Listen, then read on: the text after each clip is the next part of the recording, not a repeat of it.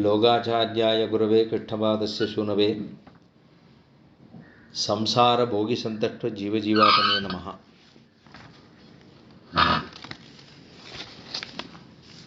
இந்த சம்சாரம் என்கிற இந்த பெருங்கடலை தாண்டுவதற்கு சுவாமி பிள்ளை லோகாச்சாரியருடைய திருவடி பலம், அந்த திருவடி பலத்தில் இருக்கக்கூடியதான சக்தியானது ஸ்ரீதரன் என்று சொல்லப்படுகிற எம்பெருமானாலே கொடுக்கப்பட்டு அந்த சக்தி நம்மளவும் நம்ம இந்த சம்சார சாகரத்திலிருந்து விடுபட்டு கொடுக்கும்படியாக இருக்கும் என்பதாகவும் சுவாமி பிள்ளை உலகாரினுடைய அஷ்டாதச கிரந்தங்களுக்குள்ளே அர்த்தபஞ்சகம் அப்படிங்கிறது ஒவ்வொரு பிரபன்னனும் தெரிந்து கொள்ள வேண்டிய விஷயம். அது ஜீவாத்மாவினுடைய ஸ்வரூபமாக ஸ்வஸ்வரூபம் என்பதாகவும், பரமாத்மாவினுடைய ஸ்வரூபம் என்பதாகவும், அதற்கு மேலே உபாயஸ்வரூபம் என்ன என்பதாகவும், அதற்கு மேலே அந்த உபாயத்தை அனுஷ்டித்த பிற்பாடு கிடைக்கக்கூடிய பலம் யாது என்கிற பலஸ்வரூபமாகவும், இந்த பலத்தை கிட்ட ஒண்ணாமல் தடுக்கக்கூடியதான விரோதிகள் இந்த சம்சார மண்டலத்திலே உண்டே, அந்த விரோதிகள் என்ன, அவற்றினுடைய விரோதி ஸ்வரூபம் என்ன என்பது எல்லாத்தையும் சேர்த்துத்தான் நம்ம அத்தனை பேரும் தெரிந்து கொள்ள வேணும் என்கிற கிரமமாக சுவாமி பிள்ளை உலகாரியன் தன்னுடைய கிரந்தத்திலே அனுகிரகித்து உள்ளார். அப்போ பஞ்சகம் அப்படின்னு சொல்றது 5 வித விஷயங்களை சொல்ல வந்தது. அருத்த பஞ்சகம், அர்த்த பஞ்சகம், அருத்த பஞ்சகம். இந்த சம்சாரத்தை அறுக்கக்கூடிய பஞ்சகம் இது. அர்த்த பஞ்சகம் இந்த 5 விஷயத்தினுடைய அர்த்தத்தை அனுகிரகித்து, அதாவது கிரகித்து கொண்டோமேயானால் நமக்கு எம்பெருமானுடைய அனுகிரகம் கிட்டும், சம்சாரம் அறுத்து விடுபடும். அப்படிங்கிறது தான் சாரமான விஷயம். அதிலே 2 வாரங்களாக கிட்டத்தட்ட இந்த அவதாரிகா பிரபாவத்தை ஓரளவு பார்த்தோம். இந்த அவதாரிகையை தெரிஞ்சுட்டோம் அப்படின்னா எம்பெருமானுடைய உயர்ந்த தன்மை, உயர்த்தி என்பது நமக்கு புரிபடும். எம்பெருமான் யாருங்கிறது புரிந்து விட்டால் நாம் எவ்வளவு தாழ்ந்தவன் என்பது புரிபடும். நாம் இத்தனை தாழ்ந்தவன் என்பது புரிபட்டால் எனக்குன்னு இருக்கக்கூடிய இயலாமை புரிபடும். இயலாமை புரிபட்டால் என்னால் ஏதும் செய்ய ஒண்ணாதே என்பது புரிபடும்.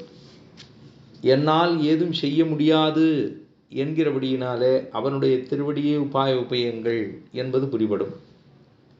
அப்படி புரிபட்டதென்னால் அவனை அடைவது மிகவும் சுலபமாக ஆகும். அப்படிங்கிறது தான் பூர்வாச்சாரியர்கள் பலரும் அத்தையே சொல்லி போந்தார்கள். அதில் எம்பெருமானுக்குன்னு சொல்லப்படுகிற ஸ்வரூபம் அவனானவன் அமலன் என்று சொல்லுகின்றோம். அமலன், விமலன், நிமலன், நின்மலன், நீதிவானவன் அப்படின்னு எம்பெருமானை பலவாறு கொண்டாடுகிறார் திருப்பானாழ்வார்.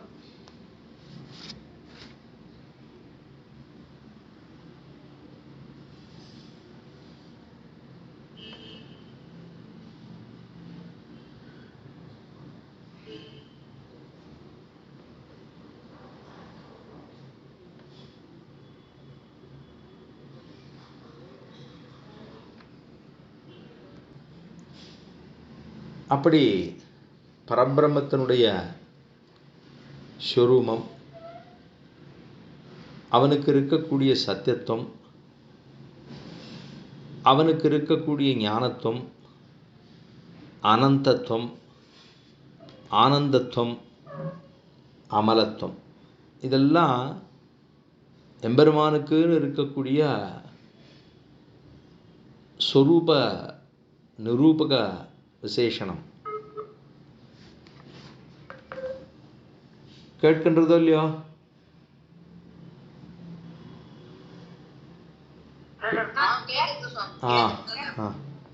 ஆடிய சரி. அர்த்த பஞ்சகத்தாலே இந்த விஷயங்களை அனுபவிக்கக்கூடியுள்ளோம்.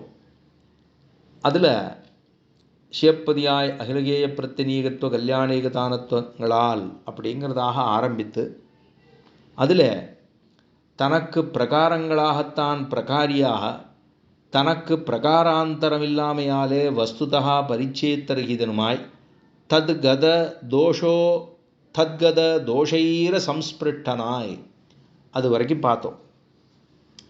இப்போ தத்கத தோஷைர சம்ஸ்பிருஷ்டனாய் என்று தெரிவிக்கிறார். இந்த சப்தங்கள் எல்லாம் நமக்கு அதாவது சரணாகதி கத்தியத்திலே மேலும் ஸ்ரீரங்க கத்தியத்திலே அனுபவித்தோம். அதில் சொல்கிற போது ஆரம்பத்தில், அதாவது ஸ்ரீரங்க கத்தியத்திலே ஆரம்பத்திலே தெரிவிக்கிற போது சுவாதீன த்ரிவித சேதனா சேதனஸ்வரூபஸ்திதி பிரவர்த்தி பேதம் கிளேசகர்மாத்யசேஷதோஷா சம்ஸ்பிருஷ்டம் என்ன அங்கே ஆரம்பித்தோம். ஸ்வாபாவிகா அனவதிகா அதிசயஞானபல ஐஸ்வர்ய வீர்ய சக்தி தேஜ சௌஷீல்ய வாத்சல்ய என்று அவனுடைய சுவாபாவிகமாக இருக்கக்கூடிய கிளேசகர்மாத்யசேஷதோஷா சம்ஸ்பிருஷ்டம். கிளேச சுவாதீன திரிவித சேதனா சேதன ஸ்வரூபஸ்திதி பிரவர்த்தி பேதம். அதாவது எம்பெருமான் இருக்கக்கூடியது சேத்தனர்கள் அப்படின்னு சொல்கிற போது வித்தியாசம். பத்தன் அப்படிங்கிற ஒருவன், முக்தன் அப்படிங்கிற ஒருவன், நித்யன் அப்படிங்கிற ஒருவன்.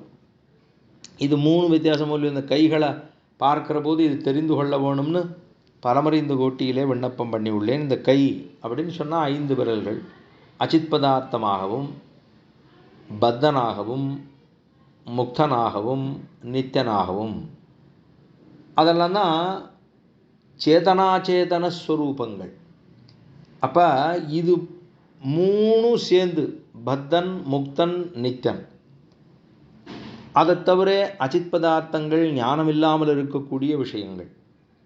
மேலே இந்த கட்டவரல்னு சொல்லப்படுகிறதாக இதனுடைய அனுக்கிரகம் இல்லாமல், இதனுடைய அதீனத்துக்கு உட்பட்டுத்தான் மற்ற காரியங்கள், மற்ற விரல்களுமே காரியம் செய்யும். அப்படின்னா பரமாத்மா அப்படின்னு சொல்றதாக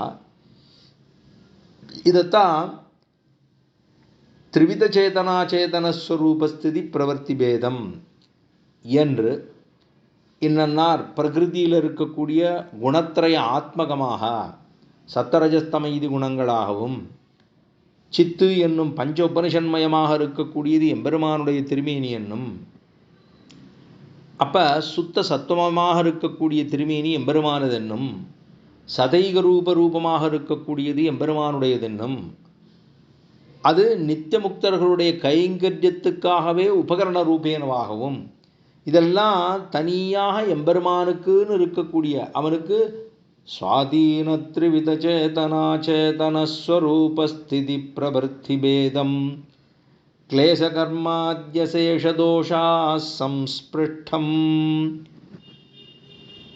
என்று அங்கே பார்த்தோம். அதே போல் ததுகத தோஷைர சம்ஸ்பிருஷ்டனாய் அப்படின்னா கிளேசகர்மாத் அசேஷதோஷா சம்ஸ்பிருஷ்டம்னு சேதனாச்சேதனங்கள் இரண்டுக்கும் எம்பெருமான் சரீரமாகவும், ஈஸ்வரன் எப்படி இருக்கான், அவன் ஷரீரியாகவும் இருக்கிறான். சேதனாச்சேதனங்கள் எல்லாத்துக்கும் சேர்த்து சரீர சம்பந்த பிரயுக்தமாக எம்பெருமான் இருக்கானே, அப்படின்னா எம்பெருமானுடைய சரீரத்துக்கு எம்பெருமானுடைய திருமேனிக்கு தோஷம் வராதோ? அதான் தோஷா சம்ஸ்பிருட்டம்னு சொன்னோம். ததுகத தோஷைர சம்ஸ்பிருட்டன் என்கிறது. இவ்வளவு குத்தங்கள் இருந்தாலும் இந்த தோஷங்கள், ஏன்னா சேத்தனாச்சேதனங்கள் ரெண்டு இருக்கு, அதெல்லாமும் சேர்ந்தானே இருக்கு.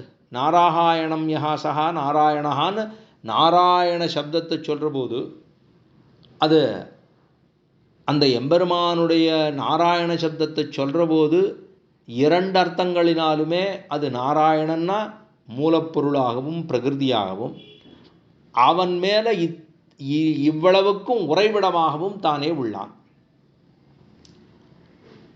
தத்புருஷ மாசம் பகுபிரீ சமாசம் என்று இரண்டு சமாசங்களாலும் அது எம்பெருமான் நாராயணனை சொல்லுகிறோம்னு பார்த்தோம். அப்போ இவ்வளவு தோஷங்கள் இருந்தாலுமே கூட எம்பெருமான அந்த தோஷங்கள் தட்டாது. இப்போ நம்ம ஒன்றும் இல்லை, ஒரு தீர்த்தம், ஒரு ஏதோ ஒரு எண்ணெய், இல்லை அது கூட வேண்டாம், தாமரை இலை, தாமரை இலை மேலே தாமரை இலை இருக்குது, அதில் ஜலத்தை விட்டோம், ஜலத்தை விட்டால் அது இங்கேயும் அங்கேயும் இன்னண்டே ஆடும். அது குளத்தில் இருக்கிற போது அப்படி இப்படி ஆடும். ஆனால் ஏதோ ஒரு பட்சியோ ஏதோ ஒரு சின்னதாக ஒரு வஸ்துவோ அது மேலே போய் உட்காந்ததுன்னா அப்படியே அமுங்கும், கீழே அமுங்கும். அமுங்கிடுத்துனா அது பூரா இலை பூரா கீழே படும். கீழே போட்டு திரும்பி அது மேலே வந்ததுன்னா ஜலமே இருக்காது. அது ஜலம் ஒட்டின இடம் கூட தெரியாது. ஜலமே அதில் ஒட்டாமல் தாமரை இலை தண்ணீரை போலே அப்படின்னு சொல்லுவாள் இல்லையோ, அந்த மாதிரி அது இவ்வளவு தோஷங்களுடைய தாக்கம் இருந்தாலும் எம்பெருமான் மேலேயே அது தட்டாது. அதனால் என்ன சொல்கிறவன, அந்த சரீரத்துக்கு எம்பெருமானுக்கு இருக்கக்கூடிய திருமேனிக்கு சேதனாச்சேதனங்களுக்கு இரண்டுக்கும் சரீரமாய் ஈஸ்வரன் ஷரீரியாக இருக்கிறானாயில், அப்படி இருந்தாலுமே கூட சரீர சம்பந்த பிரயுக்தமாக இருக்கக்கூடிய தோஷம் அவன் மேலே தட்டாதா அப்படின்னா, தத்கத தோஷைர சம்ஸ்பிருட்டனாகவன்னோ எம்பெருமான் இருக்கிறான். அப்போ இதெல்லாம் அவனுக்கு எப்படி ஏற்பட்டதுன்னா, யாராவது ஒருத்தர் கொடுத்தாளா அப்படின்னா சுவாபாவிக அனவதிகாதிசயன்னு கீழே தெரிவித்தார். அதை தோஷா கிளேசகர்மாத் அசேஷ தோஷா சம்ஸ்பிருட்டம் எதனாலே, தத்கத தோஷைர சம்ஸ்பிருட்டனாக இருக்கிறானே, எப்படி அவனாலே முடிகிறதுன்னு கேட்டால், ஏனோ அவன் ஏதோ காரியம் பண்ணி இந்த ஒரு சாமர்த்தியத்தை தான் வாங்கி வைத்து கொண்டிருக்கிறானா, இல்லை, அது சுவாபாவிகம் என்று சொன்னான். சுவாபாவிக அனவதிகாதிசய ஞானபல ஐஸ்வர்ய வீர்ய சக்தி தேஜசௌஷீல்ய வாத்சல்ய என்று எம்பெருமானுடைய கல்யாண குணங்களை சொல்லுகிறோம். அப்படி தத்கதோ தோஷைர சம்ஸ்பிருட்டனாக இருக்கிறான் எம்பெருமான். அப்போ அவன் மேலே தோஷங்கள் ஒரு நாளும் தட்டாது. ஏன் அப்படின்னா, புண்ணிய பாப கர்மங்கள் அவன் மேலே இல்லையே. எம்பெருமானுக்கு புண்ணியமா பாபமா இதெல்லாம் அவனுக்கு உண்டா? அதாலே அசேஷ தோஷங்களாலே ஸ்பர்சிக்கப்படாதவன், அவன் மேலே ஒன்றும் தொடாது, பக்கத்தில் கூட போகாது. அந்த வித்தியாசம் எதனாலே என்ன, இது தேவஜாதி, இது ஜாதி, இதுக்கு ஆயுஷ் உண்டு, இதுக்கு ஆயுஷ் இல்லை.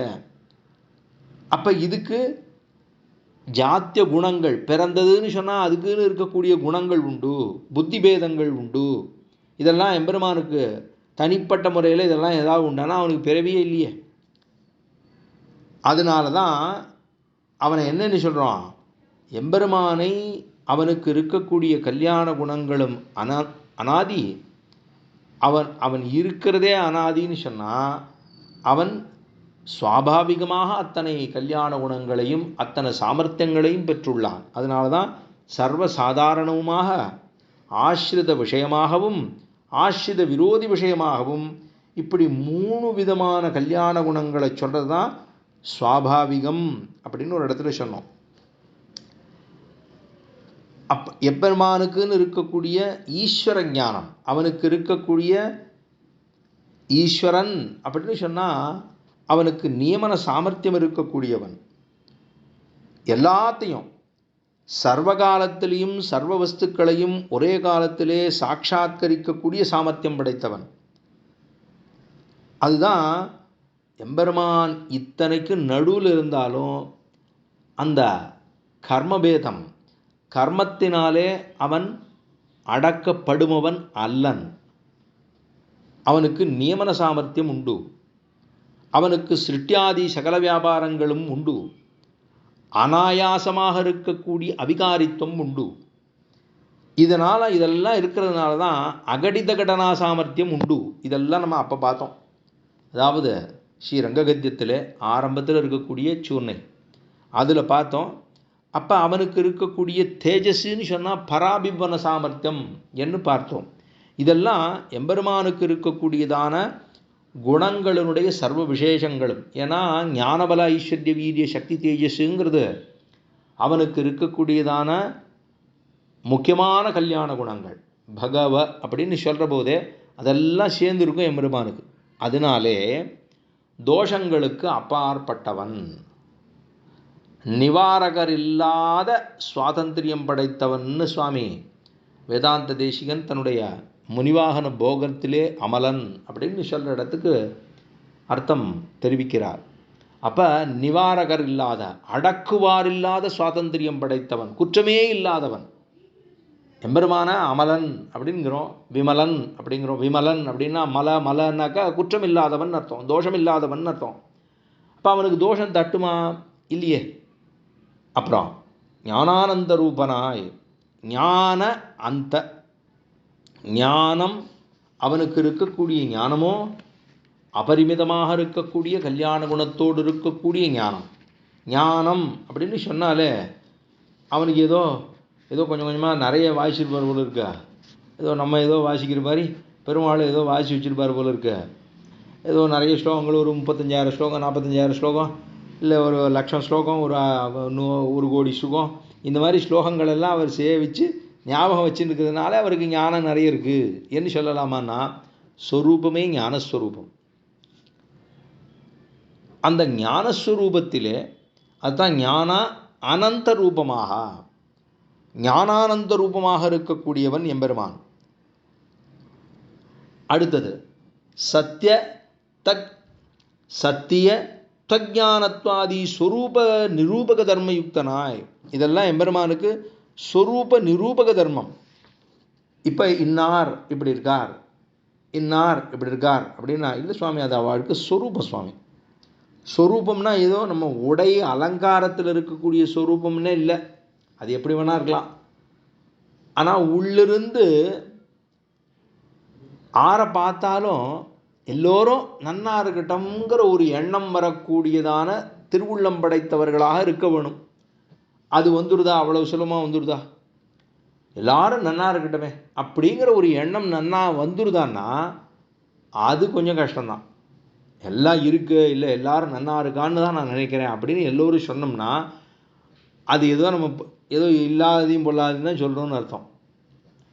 ஆக எல்லாரையும் பார்த்த உடனே நன்றாக இருக்க வேணுங்கிற ஒரு அந்த அனைவரும் உலகத்தில் இருக்கக்கூடிய அனைவரும் நன்னாக வாழ வேண்டும் அப்படிங்கிற ஒரு உயர்ந்த திருவுள்ள ஆரிடத்தில் உண்டுன்னா அது எம்பெருமானிடத்தில் மட்டும்தான் உண்டு.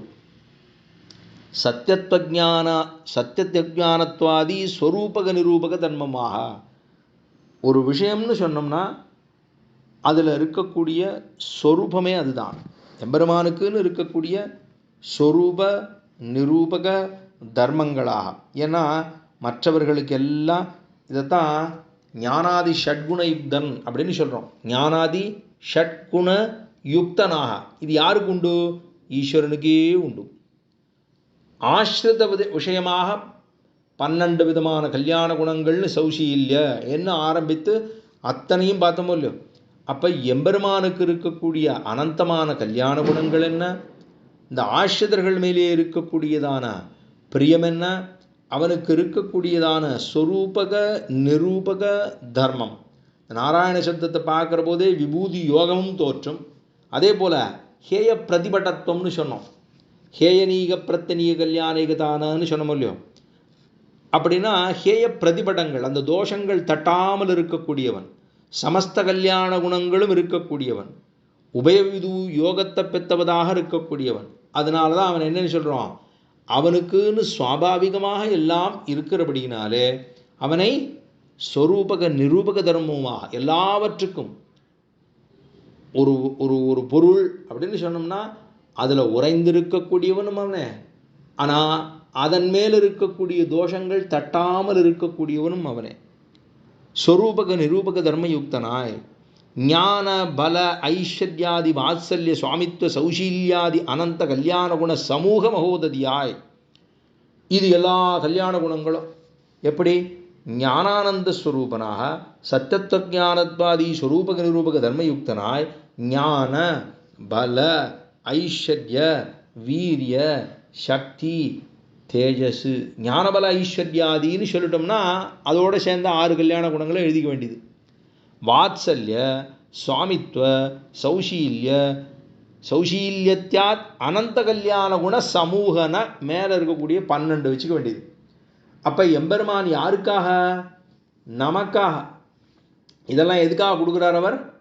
ஆசிரியர்களுக்காக, பக்தர்களுக்காகன்னு அர்த்தம். அதை எடுத்துக்கிற போது சௌஷீல்ய அப்படின்னு பார்த்தோம்னா வாத்சல்ய என்று பார்த்து தொடக்கமாக மார்தவ ஆர்ஜவ சௌஹார்த சாமிய காருண்ய மாதுரிய காம்பீரிய ஔதார்ய சாதுர்ய ஸ்தைர்ய தைரிய சௌர்ய பராக்கிரம சத்தியகாம சத்தியசங்கல்பன்னு இதெல்லாம் அதைத்தான் என்னன்னு சொல்கிறார், சேதாப்பில் சொல்லிட்டார். சுவாமித்வ சௌஷீல்யத்யாத் அனந்த கல்யாண குண சமூக மகோததியாய், இந்த கல்யாண குணங்கள் எல்லாம் சேர்ந்து இருக்கக்கூடிய ஒரு சமூகம், ஒரு கூட்டம். அந்த அந்த கல்யாண குணங்களினுடைய ஒரு உரு, பெருமானுடைய திருமேனி உருவமே கல்யாண குணங்களோடு இருக்கக்கூடிய மகோததியாய் அத்தனையும் சேர்ந்துருக்கு. அதாவது சேராதன உளவோ பெரும் செல்வர்க்குன்னு சொல்வாள் இல்லையோ, எல்லாம் இருக்கும், எல்லா நிறையும் இருக்குது, நிறைஞ்சிருக்கு அப்படின்னு சொல்லுவோம். அப்படின்னா எல்லாம் பரிபூர்ணமாக அமைஞ்சிருக்குன்னு அர்த்தம். அது யாருக்கு இருக்கும்? சர்வேஸ்வரன் ஒருவனுக்கு மட்டும்தான் இருக்கும். ஆகையினாலே இதெல்லாம் இருக்கக்கூடியவன் எம்பெருமான். நாராயணாதி திவ்யநாம சகஸ்ரங்களை வாச்சகங்களாக உடைய சமஸ்தமாச்சனாய். அப்போ நாராயணா அப்படின்னு சொன்னோமல்லோ, நாராயணாதி திவ்யநாம சகஸ்ரங்களை கிருதித்வ, அப்போ இதெல்லாம் கூட்டங்களாக. நாராயணன் அப்படின்னு சொன்னால் நாரங்களுக்கு அயனமாக இருக்கக்கூடியவன், அந்த நாரங்களுக்குள்ளும் தானாகவே உறைந்து கிடக்கக்கூடியவன். அதான் நாராயணாதி திவ்யநாம சகஸ்ரங்களை. அதை தொடக்கமாக எத்தனை திருநாமம் இருக்குது. ஆரம்பத்தில் சுவாமி எம்பெருமானார் சரணாகதி அனுஷ்டிக்கிற போதே பகவன் நாராயணன்னு தான் ஆரம்பித்தார். வேத திருநாமங்கள்லாம் ஒன்றும் சொல்ல போகிறோங்க. பகவத் கேசவன் ஏதாவது சொல்லி ஆரம்பித்தாரா? மாதவன் சொல்லி ஆரம்பித்தாரா? இல்லை, ஸ்ரீமன்னு பிராட்டியோடு இருக்கக்கூடிய ஏகாயன நாராயணன் அல்ல, பிராட்டியோடு இருக்கக்கூடியவன். ஓம் பகவன் நாராயண அப்படின்னு நாராயண திருநாமத்தை சொல்லி அது தொடக்கமாக இருக்கக்கூடிய 1000 திருநாமங்கள். 1000 மட்டும்தானே பெருமாளுக்கு? ஏன்னா 1000 இல்லை, 1000 சகஸ்ரசீருஷா புருஷா சகஸ்ராட்ச சகஸ்ரபாதுன்னு சொல்லி உபனிஷத் சொல்லுகிறது. புருஷ சுத்தம் ஆரம்பிக்கிறதோ இல்லையோ. அப்போ நாராயணாதி திவ்யநாம சகஸ்திரங்களை வாச்சகங்களாக உடையவன். இத்தனையும் எம்பெருமானுக்கு பொருத்தமாக அவனுடைய பெருமையை உலகத்தாருக்கு கொண்டு வரும்படியாக சமஸ்த வாச்சனாய், எல்லாவற்றுக்குள்ளும் உறைந்து கிடக்கக்கூடியவனாய், எல்லா வாக்குகளுக்கும் பெருமாளை சொல்ல சத்தியம் ஞானம் அனந்தம் பிரம்மன்னு சொல்லுகிறது. நந்தா விளக்கே அளத்தற்கரியாயின்னு திருமங்கையாழ்வார் அப்படியே சத்யஞானம் அனந்தம் பிரம்ம யோ வேதனிகி தங்குகாயாம் பரமே வியோமன் அப்படின்னு உபனிஷத் வாக்கியம். அதை அப்படியே ஆழ்வார், திருமங்கை ஆழ்வார், நந்தா விளக்கே அளத்தற்கரியாய் நரநாரணனே என்று தெரிவிக்கிறார் திருமங்கை ஆழ்வார். இப்போ நந்தா விளக்கே அளத்தற்கரியாயின்னு திருநாங்கூர் உபதேசத்தை போய் சேவிக்கும்னா பெருமாள் நந்தா விளக்காக இருக்கார், நந்தா விளக்குன்னு பெருமாள் மூலஸ்தானத்தில் இருப்பார். பக்கத்தில் வெளியில் வந்தோம்னா சின்ன ஒரு திருமேனியா, அளத்தற்கரியாயின்னு சின்ன திருமேனியா, அது தெரிஞ்சவாளுக்கு தான் ஆழ்வார் மங்களாகரம் பண்ணியிருக்கார் அப்படின்னு சொல்லி சேவை பண்ணி வைப்பா. சுவாமி அப்படியா அப்படின்னு ஒன்றா, அப்படியா நந்தா விளக்கே அளத்தற்கரியான்னு சொல்லியிருக்கார். நந்தா விளக்கே அளத்தற்கரியாயின்னு பெருமாள் வெளியில் சேவை சாதிக்கிறார் இருக்கார். இப்போ நம்ம எப்படி பொறையத்தநாயனான்னு சொல்லிட்டு திருப்புட்குழியில் போய் சேவிக்கணும்னா பொறையத்தநாயனான்னு பெரிய பெரிய திருமடலில் ஆழ்வார் பாசுரம். ஆனால் பொறையத்தநாயனான்னு போனோம்னா எத்தனை பேருக்கு தெரியாது. அங்கே பெருமாள் விஜயராக பெருமாளாக தான் இருக்கார். மூலவராக இருக்கக்கூடியவர் விஜயராக பெருமாள் மரகதவல்லி தாயாரோட. ஆனால் வெளியிலன்னா அந்த மூலஸ்தானத்திலேயே உற்சவரோடவே பக்கத்திலே போரேற்ற நாயனான்னு சேவை பண்ணி வைப்பா. கொஞ்சம் நன்னா வாட்டசாட்டமாக கொஞ்சம் பெரியவராகவே இருப்பார் உற்சவமூர்த்தி. அவர் இருப்பார். அவருக்கு போரேற்ற நாயனார்னு பேர். அதே மாதிரி இவர் இங்கே உற்சவ திருமேனியாக இருக்கார். ஆனால் மூல திருமேனியாகவே அளத்தற்கரியாங்கிற பெருமாளும் அங்கேயே எழுந்துள்ளி இருக்கிறான். அப்போ பெருமானை அவனை எல்லாவற்றுக்குள்ளும் அவன் சமஸ்த வாச்சியனாகவும், எல்லா வஸ்துக்களுக்குள்ளும் இருக்கிறது ஒன்றும் சமஸ்த வாச்சகங்களுக்குள்ள இருக்கக்கூடிய சப்தங்கள் எல்லாம் அவன் தானே. சீக்ஷாயாம் மரணசீக்ஷா.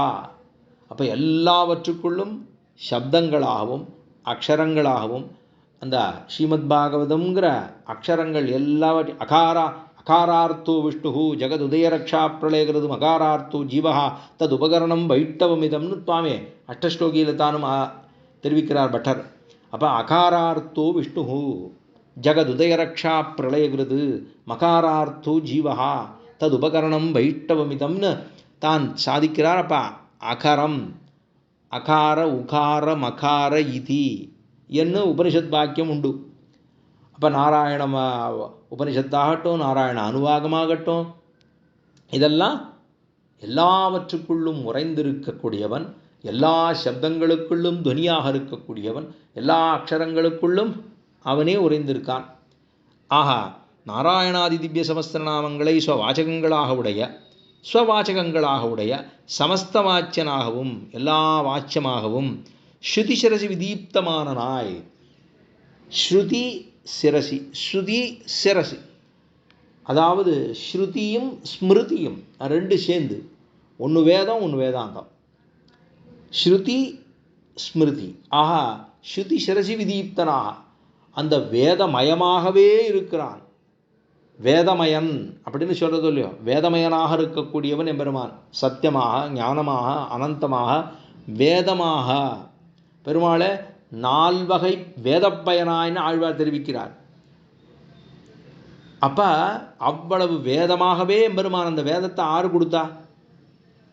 ஆறான்னு ஒருத்தர் ஒரு நாள் வந்து எழுதி வச்சுட்டு மறைஞ்சு போயிட்டாரா? ரிஷிகள்லாம் எழுதி வச்சாரா? அது பேசுகிறவா அப்படி தான் பேசுவா. ரிஷிகள்லாம் வந்து எழுதி வச்சுட்டு போயிட்டா, நான் சம்ஸ்கிருதத்தில் போயிட்டா அப்படின்னு சொல்லுவா. அது யார் ரிஷி எழுதினார்னா ரிஷி எழுதியிருக்கணும் இல்லையோ. அதெல்லாம் அப்படிலாம் ஒன்றும் இல்லையே. ரிஷி எழுதினார், என்ன ரிஷி எழுதினார்? ராமாயணம் எழுதியிருக்கார் வால்மீகி. அவர் வால்மீகி ராமாயணத்தை ஆரம்பித்தோன்னு சொல்லி எல்லாருக்கும் தெரிகிறது, அவர் எழுதியிருக்கார். ஆனால் மகாபாரத வேதவியாசர் எழுதினார்னு சொல்கிறோம். ஆனால் இந்த வேதங்களெல்லாம் எந்த ரிஷி எழுதினார்? எந்த காலத்தில் எழுதினார்? தட்சிணாத்தில் எழுதினாரா? உத்தராயத்தில் எழுதினாரா? இல்லை எப்போ எழுதினார்? எந்த காலமாக ஏதாவது உண்டானா? அனாதி. அந்த வேதமும் அனாதி, எம்பெருமானும் அனாதி. வேதைஷ சர்வை அகமேவ வேத்யைஹி வேதாந்த கிருது வேத விதேவச்சாகம்னு கண்ணன் கீதையில் எல்லாமா நானே இருக்கேன். வேதமும் நான் தான், அது சொல்லப்பட்டதும் நான் தான், சொல்லப்பட்டவனும் நானே, சொன்னவனும் நானே, சொல்லப்பட்டவனும் நானே. அப்போ ஸ்ருதி ஸ்மிருதி விதீப்தனாக அந்த வேதங்களுக்குள்ளே உறைந்து கிடக்கக்கூடியவனாக. இதைத்தான் சுவாமி வேதாசங்கிரகத்துக்கு தான் மங்கள ஸ்லோகம் அனுபவிக்கிற போது, அதாவது ஸ்ரீபாஷ்யத்துக்கு மங்கள ஸ்லோகம் அனுபவிக்கிற போது சுவாமி சொல்கிறாரோ இல்லையோ, பிரம்மணி ஸ்ரீனிவாசே ஸ்ருதிஸ்ருதி அகில புவன ஜென்மஸ்தேம பங்காதி லீலே வினத விவித பூத பிராதரக்ஷைக தீட்சே ஸ்ருதி சிரசி விதீப்தே பிரம்மணி ஸ்ரீனிவாசேன்னு தெரிவித்தார். அது அப்படியே இருக்கு பாருங்க. ஸ்ருதி சிரசி விதீப்தனாக அகில புவன ஜென்மஸ்தேம பங்க ஆதிலீலே. இது நமக்கே புரிகிறது. எல்லாத்தையும் இந்த உலகத்தையே படைத்து காத்து ரட்சித்து எல்லாத்தையும் திரும்பவும் தானே சாப்பிட்றான். சாப்பிட்டுட்டு வயத்தில் அடக்கிறான், அடக்கி திருப்பி விடுறான். அப்போ எல்லாவற்றையும் தனக்குள்ளே அடக்கி கொண்டு திரும்பவும் தானே வெளியில் விடுகிறான். அப்போ உலகத்தை தானும் ரட்சித்து, அதாவது முதல்ல அழித்து, அதுக்கப்புறமா ரட்சித்து, அதுக்கப்புறமா படைத்து, அதுக்கப்புறமா காத்து, சர்வ பிரகாரியாகவும் எல்லாமா இருக்கார். அவரே எல்லாமா இருக்கார்.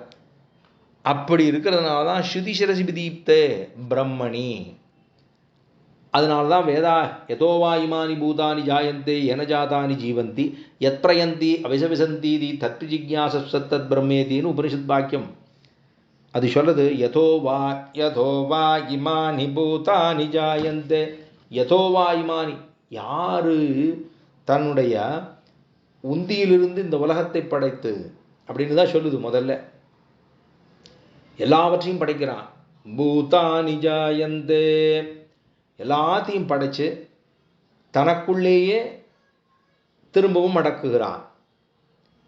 அப்படிப்பட்டவனைத்தான் நாம் சரணாகதி என்று பற்ற முடியும். அதைத்தான் ஸ்ருதி சிரசி விதீப்தனே எல்லாம் சொல்லி முடிச்சார். கடைசியில் பெருமாள் திருநாமே சொல்ல பிரம்மணி ஸ்ரீனிவாசன் சொல்லிட்டார். அது வரைக்கும் பார்த்தோம்னா யாரை சொல்றாருனே தெரியாது. ரங்கநாதனை சொல்ல வராரா, இல்லை திருப்பார்கடல்நாதனை சொல்ல வராரா, இல்லை முகுந்தனை சொல்றாரா, மாதவனை சொல்றாரா, யாரை சொல்றாருன்னே தெரியாது. அது சொல்லி முடிக்கிற போது அகில புவன ஜன்ம ஸ்தேம பங்க ஆதி லீலே வினத விவித விராத ரக்ஷைக தீட்ச ஸ்ருதி சிரசி விதீப்த, இதெல்லாம் அடக்கம். பெருமானுடைய அத்தனை கல்யாண குணங்களும் அடக்கம். அவன் பண்ணுற காரியங்கள் பூரா அடக்கம்.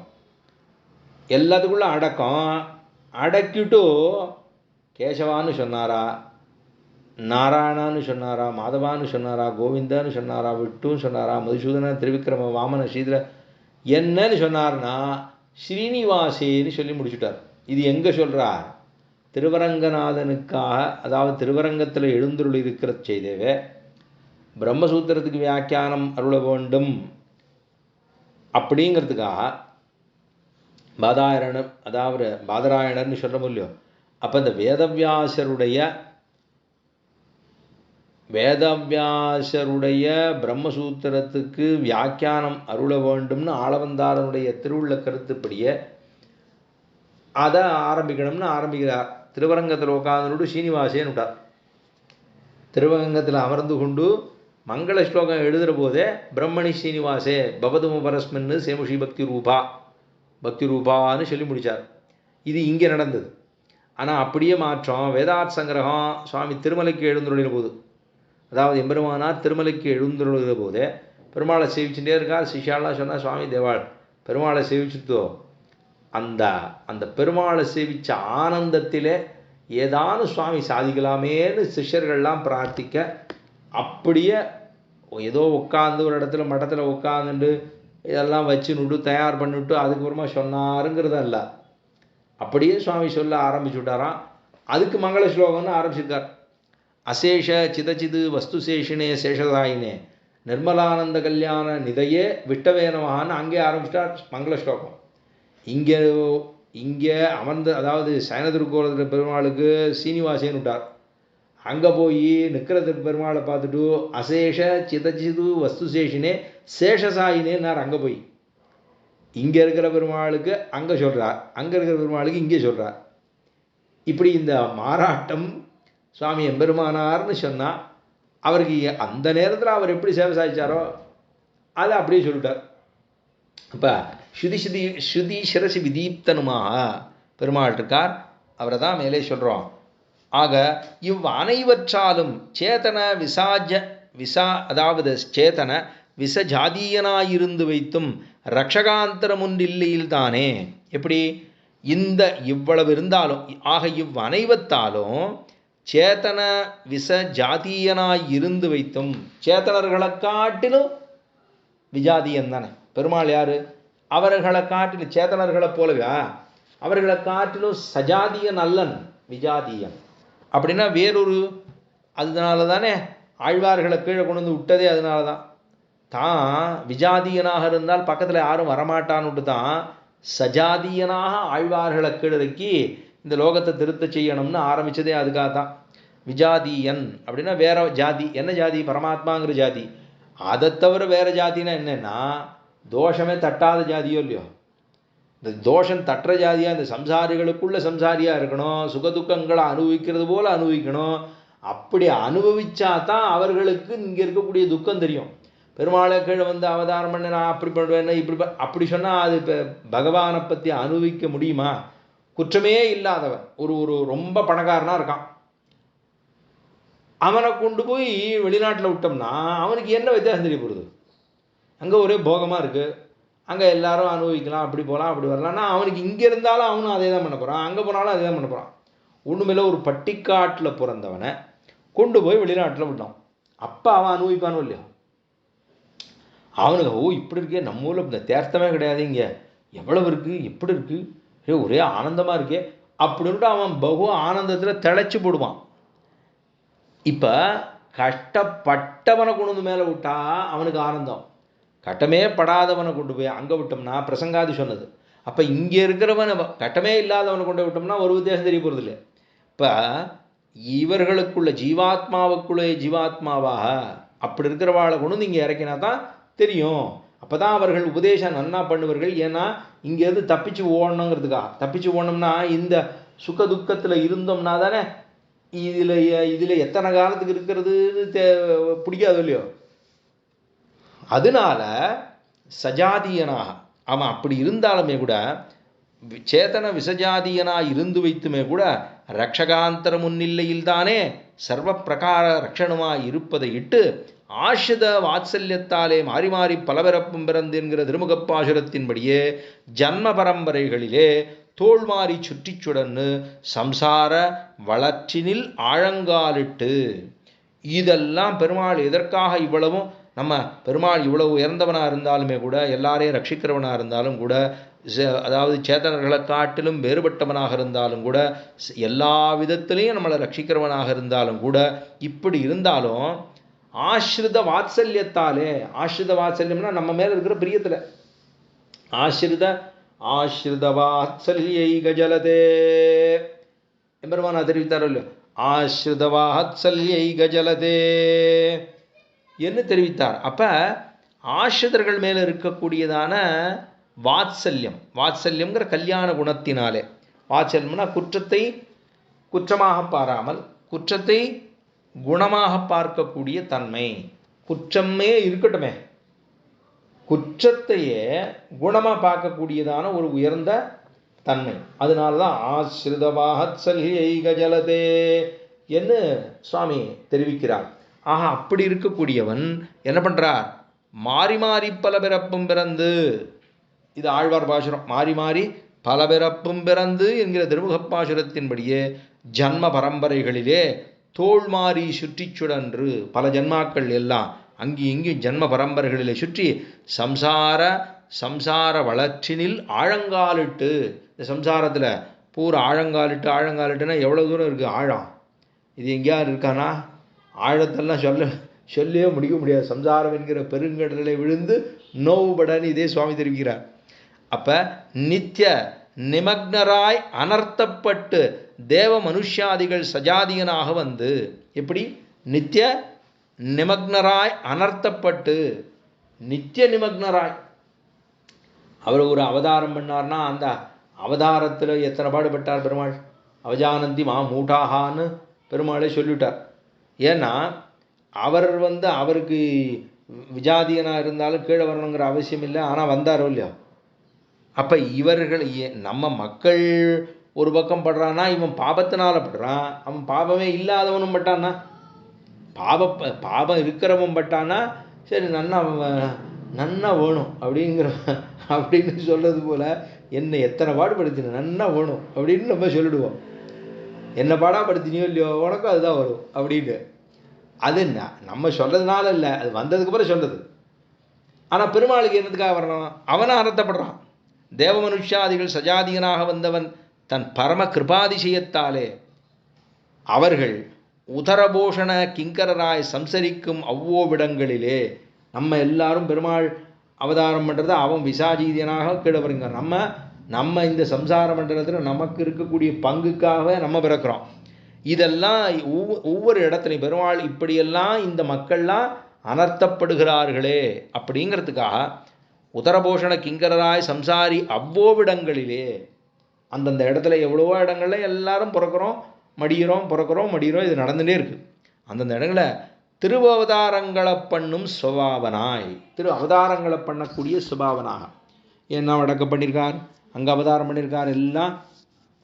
அப்போ நாமெல்லாம் மாறி மாறி பல பிறப்பும் பிறந்துங்கிறபடி பெருமாளும் பிறக்கிறார். நமக்கு பாவம் இருக்குது, அவனுக்கு இல்லை. நம்ம கல்யாண குணம்னா ஒன்றுமே கிடையாது, அவனுக்கு தான் எல்லாம் இருக்குது. நம்ம எல்லாம் சேத்தனா சேத்தனங்கள்னு ரெண்டு சேர்ந்து நம்மளோட இருக்குது. அவனும் எல்லாத்தோடையும் சேர்ந்துருக்கான், நம்மளும் எல்லாத்தோடையும் சேர்ந்துருக்கோம், அவனும் எல்லாத்தோடையும் சேர்ந்துருக்கான். ஆனால் நம்மளுக்கு தோஷம் தட்டும், அவனுக்கு தோஷம் தட்டாது. நமக்கு கல்யாண குணம் ஒன்றும் கிடையாது, அவனுக்கு எல்லா கல்யாண குணமும் இருக்குது. நமக்கு ஞானம் கிடையாது, அவன் ஞானஸ்வரூபனாக இருக்கான். இவன் பாபத்தினாலே துக்கப்படுகிறான், அவன் பாபத்தினாலே துக்கப்படுவனே அல்லன். இப்போ ரெண்டு வித்தியாசம் பார்த்தோம்னா, நாம் பிறந்திருக்கிறது இது உண்டியே உடைய உகந்தோடும் அப்படிங்கிறது போல இந்த சம்சாரிகளுக்குள்ளே எம்பெருமானும் என்ன பண்ணுறான், திரு அவதாரங்களை பண்ணும் சபாவனாய். அவதாரங்களை பண்ணுறதுக்கு பெருமாளுக்கு தோத்துறது இல்லையோ, அந்த ஸ்வபாவம் எம்பெருமானுக்கு வரணுமோ இல்லையோ. பகூனாம் ஜன்மனாமந்தே ஞானவான் மாம் பிரபஜ்யதே வாசுதேவ சர்வமிதி சமாத்மா சுதுர்லபஹாம். அதில் அவர் சொல்கிறத பார்த்தோம்னா 4வது அத்தியாயத்தில் சொல்கிற போது கூட அவன் அஜோபிசன்னவ்யயாத்மா பூதானாம் ஈஸ்வரோபிசன் பிரகிருதிம் ஸ்வாமதிஷ்டாய சம்பவாம்யாத்மமாயையா அப்படின்னு தான் அவன் தட்டாதவனாக, இந்த தோஷங்களே ஒன்றும் தட்டாது, எதுவும் பண்ண முடியாதுன்னாலுமே அவனும் பிறக்கிறான், பிறந்து நம்மாலே திட்டப்படுகிறான். அப்படி இருக்கிறவன் அவன் கீழே வந்து இருந்தாலுமே கூட இவ்வளவு உயர்ந்தவனாக இருந்தாலும் தன்னை தாழ விட்டு கொண்டு வரக்கூடியதாக பெருமாள் அனந்த அவதாரங்களிலும் உதவப்பெறாத கர்ப்ப நிர்பாகியருக்கு இழந்தே போகாதபடி கர்ப்ப நிர்பாகியர்னு விட்டார். நாமெல்லாம் கர்ப்ப நிர்பாகியர், இவர்களுக்கு விட்டு போகக்கூடாதான். யார் எத்தையாவது ஒன்று செஞ்சு இவனை மேலே கொண்டு போடணும். அதுதானே சொல்கிறது. இந்த சம்சாரத்தில் வந்து பிறந்திருக்கான் யார், ஏன்னா இவன் அந்தந்த அவதாரங்களில் பெருமாள் என்ன பண்ணுறாரு, அவதாரங்களை பண்ணுறார். அனந்த அவதாரங்களிலும் உதவப்பெறாத ஒருத்தனுக்கு எத்த செஞ்சாலும் அவனை, இந்த பள்ளிக்கூடத்தில் ஒன்றுமே படிக்காத பசங்க இருப்பான்னா அவனை எப்படி 35 போட்டு மேலே கொண்டு போகிறதுன்னு பார்க்குறாளா இல்லையா. பக்கமாக பார்த்து காலோ அரைக்காலோ முக்காலோ எத்தியோ ஒன்று போட்டு இவனை இதாக போரும் இவனோட மாரடிச்சது போகிறோம், இவனை அடுத்த வகுப்பில் தள்ளி அவர்கிட்ட மாரடிக்க வச்சுடலாம் அப்படின்னு தள்ளி விட்டுருவா. ஆனால் பெருமாள் எப்படி பண்ணுறாராண்ணா, இப்போ இவனை எப்படியாவது, ஆனால் இவர்கள் பண்ணுறது லோகத்தில் இருக்கிறத பார்த்தோம்னா அது துக்கத்தாலே செய்வர்கள். ஆனால் எம்பெருமான் பக்கத்தில் பார்த்தோம்னா இவனும் பாவம் ரொம்ப துக்கப்படுறானே அப்படின்னு எம்பெருமான் அவர்களுடைய அனர்த்தத்தை பொறாமல் அவனால் பொறுக்க முடியாமல் அவன் என்ன பண்ணுறான் தெரியுமா. பொறுக்க முடியாமன்னா பொறுக்க முடியாதுன்னு சொல்கிறத 2 விதமாக சொல்லலாம். பொறுக்கவே முடியல அப்படிங்கிறான், பொறுக்க முடியல. அப்போ பொறுக்க முடியலேன்னு அவன் பண்ணுறானா, இல்லை பாவம் பொறுக்கவே முடியலையே அப்படின்னு தானும் துக்கப்படுகிறான். பெருமாளுக்கு தோஷம் உண்டா துக்கம் உண்டா அப்படின்னா அதுவும் அவனுடைய குணம் அப்படின்னு சொல்கிறான். அந்த மாதிரி அவன் இந்த லோகத்தில் இருக்கிறவன் எதுவுமே நல்லதே பண்ணல, ஒரு நல்லது கூட பண்ணவே இல்லை. அப்படி இருந்தாலும் அவனை என்ன பண்ணுறான், மடிமாங்காய் இடுமா போலேன்னு இதே சுவாமி தெரிவிக்கிறார். மடிமாங்காய் இடுதல்னு பேர், அதை எழுதி வச்சுக்கணும். மடிமாங்காய் பலமுறை விண்ணப்பம் பண்ணியிருக்கேன், புதுசாக இருக்க வேண்டாம். மடிமாங்காய் இடுதல் அப்படின்னா ஒருத்தர் ரொம்ப நல்லவர், ஒரு பிள்ளை இருக்கான், அந்த பிள்ளை ரொம்ப நல்ல பிள்ளை, யாரும் சொல்ல முடியாது, ஒரு குற்றமும் சொல்ல முடியாது. அவனை ஆனால் ஒருத்தனுக்கு பிடிக்கல. ஒரு மாங்காய் தோட்டம் இருக்குது, அந்த மாங்காய் தோட்டத்தில் இருக்கக்கூடிய அந்த தோட்டக்காரருக்கு இந்த பிள்ளையை பிடிக்கல. இந்த பிள்ளையை எல்லாரும் ஊரில் இருக்கிறவாள்லாம் நல்லவன் நினச்சிட்டு இருக்கா. ஆனால் இவன் மேலே ஒரு தோஷத்தை போக்கணும், இவன் மேலே வச்சுடணும், இவனை திருடன்னு பட்டம் கட்டிவிடணும் அப்படின்னு என்ன பண்ணுறான்னா அந்த பிள்ளையை கூப்பிட்றான். வா இங்கே வாண்ணா. அவன் இல்லை எனக்கு காரியம் இருக்குது நான் போகிறேன் அப்படின்னு போயின்னு இருக்கான். ஆனால் ஒரு நாள் அவனை ஜபர்தஸ்தி கூட்டின்னு வந்து அவன் மாங்காய் தோட்டத்துக்கு கொண்டு வந்து அவனிடத்தில் அவன் ஒரு பையை கொடுத்து அவன் கையில் மாங்காயை போட்டு மாங்காய் திருடிட்டான்னு ஊரில் இருக்கிறவாளுக்கு இந்த குத்தத்தை தெரிவித்தா எப்படி இருக்கும்? அவன் திருடினானா? அவன் வரவே இல்லை. நீ ஜபர்தஸ்தி அவனை கொண்டு போய் அவன் பையில் மாங்காயை போட்டு திருடிட்டான்னு சொன்னான் எப்படி இருக்குன்னா, அந்த மாதிரி எம்பெருமான் நல் விஷயத்திலே நமக்கு செய்கிறானாம். அதனால தான் என்னன்னு சொல்றாத, ஒன்றை பத்தாக்கி கொண்டு அப்படின்னு ஒரு காரியத்தை 10ஆ வச்சுக்கிறது. அதுதான் மடிமாங்காயிடுதல்னு பேர். மடியில் மாங்காய் போட்டு திருடிட்டாங்கிறது. அவன் திருடவே இல்லை. அது மாதிரி இவன் ஒரு காரியம், நல்ல காரியம் இவன் தெரிஞ்சே பண்ணவே இல்லை. ஒரு உதாரணம் சொல்லாமா? ஒரு மாடு எத்தையோ சாப்பிடுறது ஒரு வயலில். இந்த வயலில் சொந்தக்காரன் என்ன பண்ணான், அதை பசுமாட்டை அடிக்க வரான். அடிக்க வந்தால் அது ஓடுது. அது பெருமாள் சந்நிதியை அப்பிரதட்சணமாக சுற்றுது. பிரதட்சணமாக கூட இல்லை, அப்பிரதட்சணமாக சுற்றுது. இவன் சுற்றுறான். எதுக்காக? மாட்டடிக்கிறதுக்கு போகிறான். மாட்டடிக்கிறதுக்கு போகிற போது சுற்றி அப்பிரதட்சணமாக போயிட்டு வந்துட்டான். திரும்ப முழுசாக ஒரு சுற்றி வந்துட்டான். பெருமாள் சந்நிதி வாசல்கிட்ட வந்துட்டான். பெருமாள் இப்போ சொல்கிறார், இவன் என்னுடைய சந்நிதியை பிரதட்சணம் செய்தான். இது எங்கேயாவது நியாயமாக இருக்கா? பெருமாள் அந்நியாயமாக ஒருத்தருக்கு நியாயத்தை கொடுக்குறார். அதுதான் மடிமாங்காயிடுதல்னு அர்த்தம். அவன் செய்யவே இல்லை, செய்யாத காரியத்தை செஞ்சேன் என்று சொல்கிறார். அதே போல் ஒருத்தன் ரொம்ப லோபி, கஞ்சன், பணம் நமக்கு ஒவ்வொருத்தருக்கும் பணம் கொடுத்துருக்காருனால பெருமாள் நம்மளை இந்த ஜன்மாவில் நன்னா வச்சிருக்கார் அப்படின்னா அதுக்கு அர்த்தம் என்னன்னா, இந்த ஸ்ரீ அப்படிங்கிற இந்த வஸ்துவை நல்ல விதமாக நம்ம குடும்பத்துக்கு தான் நிறைய செலவு பண்ணிக்கிறோம். அதில் யாருக்கும் அதில் விதிவிலக்கல்ல.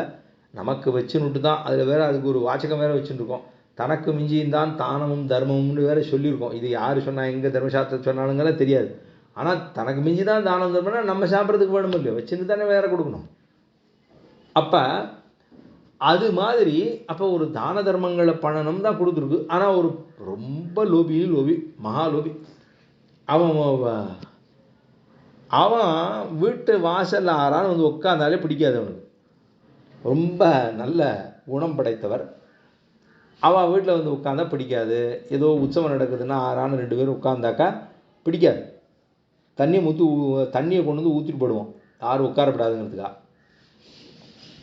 ஆனால் அவன் வீட்டில் எல்லாம் ஏதோ இந்த சூதாட்டம் ஆடுறது, அது ஆடுறது, இதெல்லாம் அதுக்கெல்லாம் நல்லா விளையாடுவார். ஆனால் அன்றைக்கி ஒரு நாள் திண்ணை கட்டி போட்டிருந்தான். முன்ன நாளெல்லாம் வெளியில் திண்ணை இருக்கும். இப்போல்லாம் எல்லாத்தையும் அடைச்சி ஒட்டுக்கட்டாக கட்டி யாரும் உள்ளே வரக்கூடாது. நம்ம அதுக்கு ஒரு பெரிய பூட்டை போட்டு நம்மளே உள்ளே போய் உட்காந்துட்டுறோம். அவள் வந்து அடிச்சுட்டே இருக்க வேண்டியதாக ரொம்ப நேரம் ஆகும் வர்றதுக்கு. அது இப்போ இப்படி தான் இருக்குது. அது காலமாக அப்படி இருக்குதுன்னு வச்சுக்கோங்க. அப்போ அந்த இடத்துல ராத்திரி எல்லாம் உற்சவத்துக்கு ஏதோ அடுத்த நாள் உற்சவம் எங்கேயோ வாழலாம் வந்தால் ராத்திரி வேளையில் 1 மணிக்கு மேலே, அப்போ தான் அவன் 12:30 மணிக்கு எல்லாத்தையும் போட்டுட்டு போயிருக்கான். திறந்த திண்ணை வந்தான். அங்கே வந்து நிறைய க்ஷேத்திரம் போகிறவா வந்தால் திண்ணையில் பையெல்லாம் வச்சுட்டா. ஒரு பெரிய மகானுபாவர், ரொம்ப தார்மீகர் ஒருத்தர் வச்சுருக்கார். இவ்வளோ பெரிய திண்ணை கட்டி போட்டிருக்கார். வித்யா எவ்வளவு நல்ல குணமாக இருக்கும், எவ்வளவு நல்ல குணசாலியாக இருக்கார். இவளுடைய திண்ணையில் நான் உட்காந்துக்கும்படியான ஒரு பிராப்தத்தை கொடுத்துருக்காரு. இவர் குடை வாழ, குற்றம் வாழ, சுற்றம் வாழ, எல்லாம் வாழன்னு எல்லாம் ஒரு 10 பேர் படுத்துண்டா திண்ணையில். இவன் வெடிகாத்தால் எழுந்திருந்து 4 மணிக்கு முழிச்சுண்டு வர்றதுக்கு முழிச்சு வந்திருந்தான்னா விஷயமே வேற, ஜலத்தெடுத்து ஊற்றிருப்பான். ஆனால் இவன் 3:45 கிளம்பிட்டான். எல்லாம் கிளம்பிட்டா. ரொம்ப ஆனந்தம், பகு ஆனந்தம் அவளுக்கெல்லாம் போச்சு. இப்போ பெருமாள் சொல்கிறார், என் அடியாருக்கு ஒதுங்க நிழல் கொடுத்தாய். எங்கேயாவது சம்மந்தமாக இருக்கோ? மடிமாங்காயிடுதல்னு பேர். பெருமாளுடைய திருநாமத்தை சொல்லுவது அப்படின்னா இந்த லோகத்தில் இருக்கக்கூடிய குற்றங்களையும் அவனுக்கு இருக்கக்கூடியதான துராச்சாரங்களையும் பெருமான் என்ன பண்ணுறான், இவன் கர்ப்ப நிர்பாகியனா எல்லாத்தையும் விட்டுடுறானே. இவனுக்கு கர்ப்பவாசத்தில் இந்த எண்ணமே இல்லையே துளி கூட. அப்படி ஆனாலும் அவன் இழந்து போயிடக்கூடாதுங்கிற நினைக்கக்கூடிய சௌஹார்தம். அவன் இழந்து போகாதபடி பெருமாள் என்ன பண்றாராம் அப்படின்னா, சமஸ்த அபராத சகனாய், சஹஸ்ர சமஸ்தாபராத சகனாய், எல்லா குற்றங்களையும் பொறுத்து கொள்ளும்படியாக, சமஸ்தா அபராத சகனாக, எல்லா குற்றங்களையும் சமஸ்தாபசாரங்களையும் பொறுத்துக்கிறான். அதனால தான் திருவாராதனம் பண்ணிட்டு எல்லாத்தையும் பொறுத்துக்கோ அப்படின்னு நம்ம சொல்லிடுறோம். சில நாள் தூபம் காமிப்போம், தீபம் காமிப்போம், மாற்றுவோம், கொட்டுவோம், மேலே இறப்போம், கீழே இறப்போம், அது தலையை சொரிஞ்சிடுவோம். தலையை சொரிஞ்சிட்டு உடனே அதிலே அர்க்கியபாத்தியம் எடுக்கிறது, அப்புறம் தும்மிடுவோம். அதுக்கப்புறம் ஏதாவது தொலைபேசி கூப்பிடுவோம், அத்தை பேசிகிட்டே இருப்போம். பெருமாள் திருமஞ்சனம் அவர் மேலே தேத்தத்தை விட்டுட்டே இருக்கும்போதே தொலைபேசியை கூப்பிட்டு பேசுறது. பேசினா அவர் அப்படியே ஜலத்திலே இருக்க வேண்டியதுதான், அப்படியே பக்கத்திலே. அது சில பேர் அவ்வளவு இதுவாக இருக்காருன்னா, பெருமாள் திருவாராதனை அர்க்கியபாத்தி ஆச்சமனை பக்கத்திலேயே தொலைபேசி கை தொலைபேசி வச்சுக்கிட்டா ஆறானும் கூப்பிட்டா என்ன பண்ணுறது, அவள்கிட்ட பேசி ஆகணும் இல்லையோ. அதனால பெருமாள் திருவாராதனம் பண்ணுற போதுன்னு சொன்னோம்னா அந்த நேரத்துலேயே நாம் அத்தை செய்வது கூடாது. ஏன்னா நமக்குன்னு கூடவே இருக்கிற தோஷங்களே நிறைய இருக்குது. இதில் இத்தை வேற கொண்டு வந்து பக்கத்தில் வச்சுருந்தோம்னா சொல்லவே வேண்டாமோ இல்லையோ, அவ்வளவு சங்கடம் உண்டு. பண்ணுபவர்களை பற்றி சொல்லுகிறேன். அப்போ அதனால இவ்வளவு பண்ணினாலும் பெருமாள் பொறுத்துக்கிறார். அதான் சமஸ்தாபராத சகனாய், பொறுத்து கொள்ளும்படியா பத்திர புஷ்பாதிகளாலே ஸ்வாராதனாக கூலி ஆஸ்திதற்கு அத்தியந்த பரதந்திரனாய் அவர்கள் இச்சானுகுணமான போஜன சேனாதி சகல பிரவൃத்திகளை உடையனாய். இதெல்லாம் பெருமாள் எதை கொண்டு சொல்றாருன்னா, அவனுக்கு கஷ்டம் வந்துடக்கூடாது, அவனுக்கு எப்படியாவது நல்லது செய்யணும். ஒன்றை பத்தாக்கி கொண்டுன்னு சொல்றது போல, மடிமாங்காயிடுமா போலே என் ஊரை சொன்னாய், பேரை சொன்னாய், என்னடியார் கொதுங்க நிழல் கொடுத்தாய், அவர்கள் விடாய் தீர்த்தாய். எப்படி சொல்றார் அவர்? என் ஊரை சொன்னாய், இவருக்கு தெரியாது.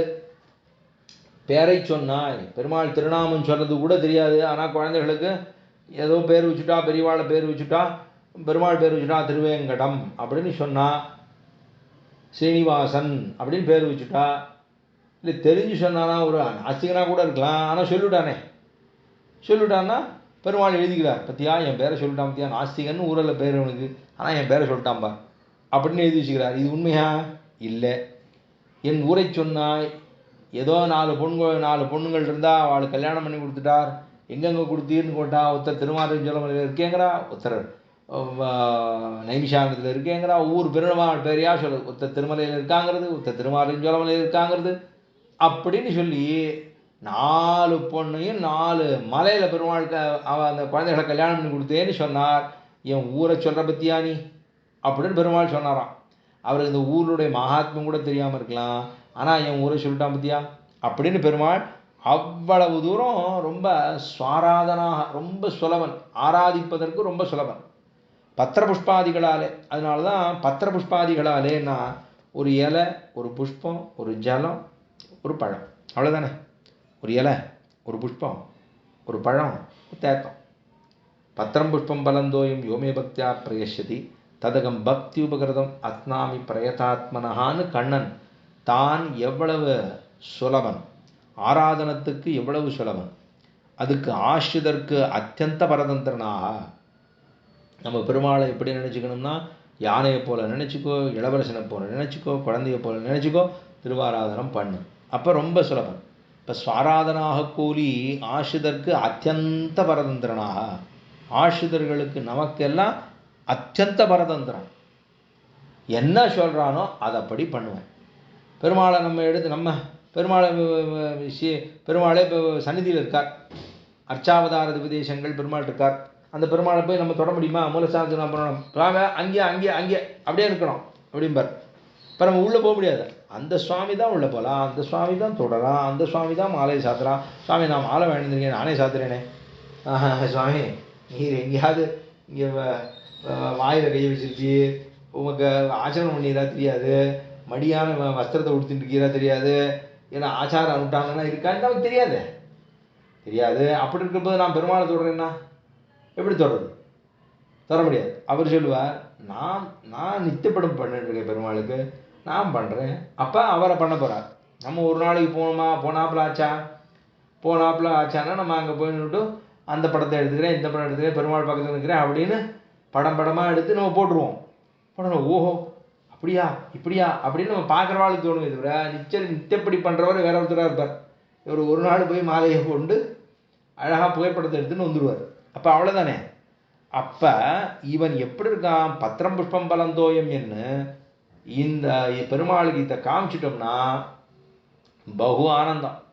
அப்படி போஜன சயனாதி சகல பிரவருத்திகளை உடையனாய் எல்லாத்தையும் போஜன சயனாதி பெருமாளுக்கு கண்டருளை பண்ணுறது, சயனாதி இது நம்ம பெருமாளை அதாவது திருக்காப்பு சேர்க்கறதுன்னா பெருமாளை அரவித்தமளியினோடும் அழகிய பார்க்கடல் அரவிந்த பாவையின் தானும் மகம்படி வந்து பறவை திரைப்படமோத பள்ளி விழுந்த பிரானை பரவுகின்றான் விட்டு சித்தன் பட்டினங்காவல் பொருட்டேன்னு பெருமாளை சயனத்துக்கு எழுந்துருளை பண்ணுறது சயனாசனம் அப்படின்னு சொல்ல முடியல.